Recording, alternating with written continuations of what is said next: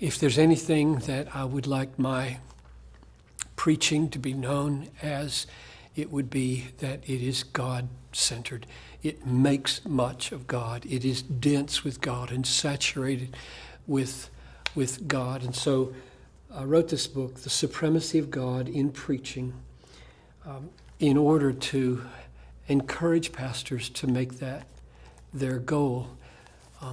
It's got chapters on the goal of preaching as the glory of God, and the ground of preaching as the cross of Christ, and the gift of preaching, the power of the Holy Spirit. So glory of God and cross and Holy Spirit, all of them Trinitarian structure pointing towards God himself as the great substance of preaching.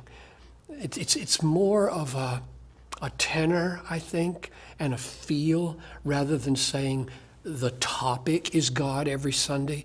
I want pastors to talk about drugs and marriage and politics and personal sins and joys. I want everything practical to be drawn up into preaching, but drawn all the way up into God, so that people feel like what this pastor's telling me every Sunday is something about how my life relates to something huge and something magnificent in the person of God and in relation to Christ and by the power of the Holy Spirit, so that there's a feel of Godwardness about the preaching always.